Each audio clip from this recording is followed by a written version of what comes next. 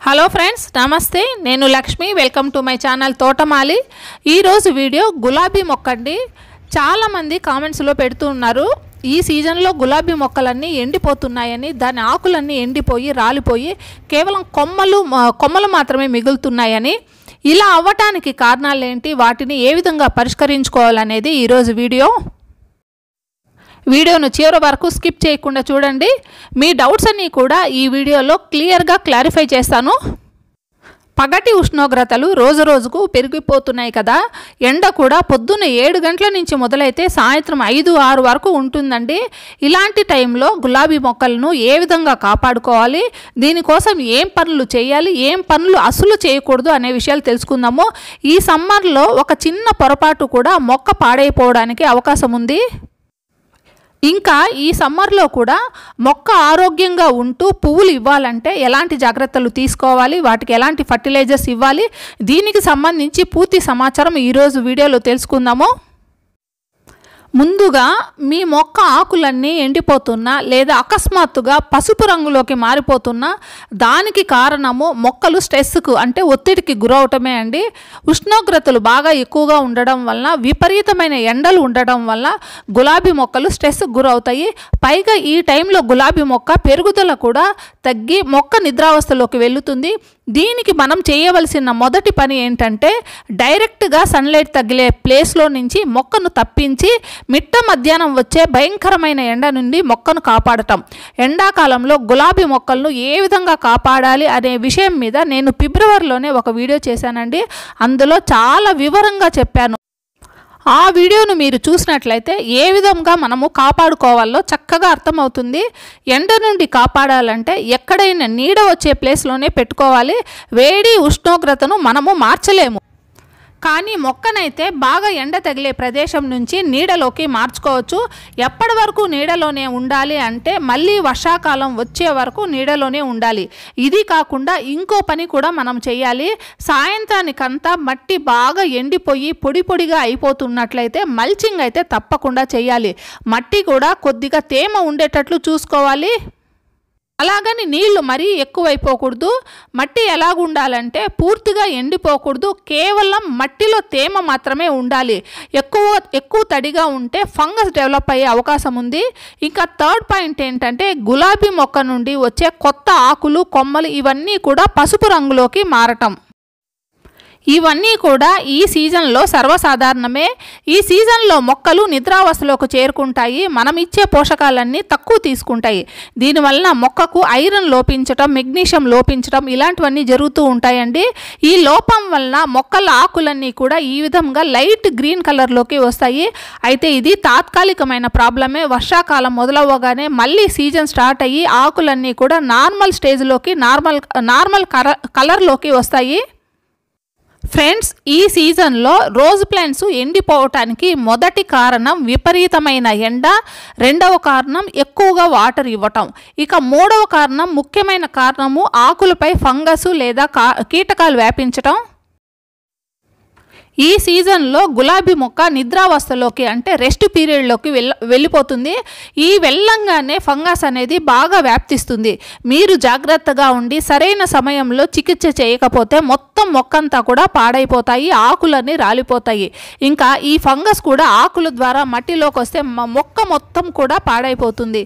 ఈ టైంలో మొక్క నిద్రావస్థలో ఉండటం వల్ల ఈ ఫంగస్తో ఫైట్ చేయలేదు. మీరు చెక్ చేసుకోండి ఒకసారి. మీ ఆకులన్నీ రాలిపోయి కొమ్మలు కేవలం కాండం పచ్చగా మాత్రమే ఉంటే మీ మొక్క మళ్ళీ జీవించగలదు.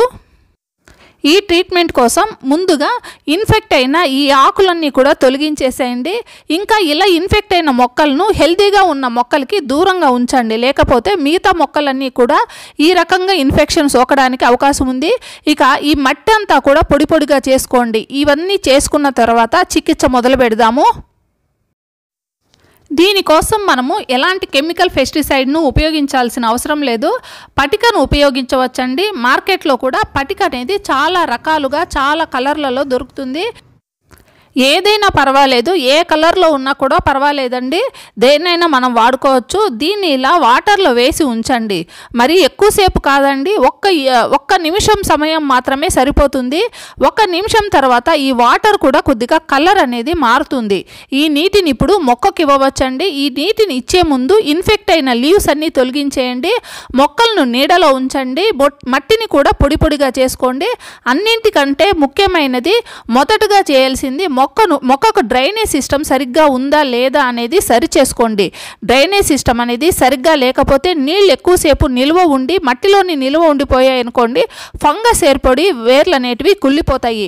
సో మట్టిలో ఇచ్చిన తర్వాత ఆ నీటిని మనము స్ప్రే కూడా చేయొచ్చు. ఇక ఇవన్నీ కూడా ఆకులపైన తడిచేటట్లు స్ప్రే చేయండి. ఇది మొక్కలపైన ఫంగస్ కీటకాలు తొలగించడానికి ఒక మంచి సొల్యూషన్ అండి. ఈరోజు చేసిన తర్వాత మళ్ళీ ఒక 2-3 రోజుల తర్వాత మళ్ళీ స్ప్రే చేయండి. ఇంకా లాస్ట్ పాయింట్ ఏంటంటే ఫర్టిలైజరు. మొక్కకి ఈ టైంలో ఎలాంటి కెమికల్ ఫర్టిలైజర్స్ ఇవ్వకండి. ఈ ఎండకి కెమికల్ ఫర్టిలైజర్స్ ఇచ్చేస్తే అది మొక్కకు చాలా డ్యామేజ్ చేస్తుంది.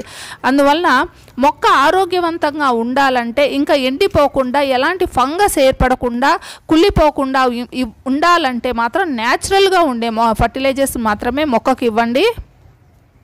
అది కూడా మొక్క ఆరోగ్యంగా ఉంటేనే ఇవ్వండి. అలా కాకుండా మొక్క ఎండిపోవటం, ఫంగస్ ఏర్పడి కుళ్ళిపోవటం ఇలాంటివి జరుగుతూ ఉంటే మొక్కకు ఎలాంటి ఫర్టిలైజర్స్ ఇవ్వకండి. దీనివల్ల ఇంకా మొక్క తొందరగా పాడవుతుంది. అలా కాకుండా మొక్క హెల్తీగా ఆరోగ్యంగా ఉండి పువ్వులు ఇవ్వకపోతే నేను చూపించే ఈ ఫర్టిలైజర్స్ ద్వారా మొక్కల్లో పెరుగుదల, పువ్వులు 2 తీసుకోవచ్చు. దీనికోసం 3 వస్తువులు అవసరం పడతాయండి. మొదటిది 1/2 టీ స్పూన్ ఫ్రెష్గా ఉండే టీ పౌడరు, రెండోది డ్రైడ్ బనానా పీల్స్. ఇవి లేకపోతే ఆనియన్ పీల్స్ అన్న వాడుకోవచ్చండి. 4-5 ఆనియన్ పీల్స్, అవి కూడా లేకపోతే 4-5 పొటాటో పీల్స్ యూస్ చేసుకోవచ్చు. బనానా పీల్స్లో ఉండే పొటాషియము మొక్కకు ఆరోగ్యంగా ఉంచి మొక్క స్ట్రెస్ నుంచి బయటకు రావడానికి అవసరమైన పొటాషియం అనేది ఇందులో ఉంటుంది. ఇక 3వ వస్తువు అలోవెరా లీఫ్ అండి, కలబంద ఆకు అంటారు.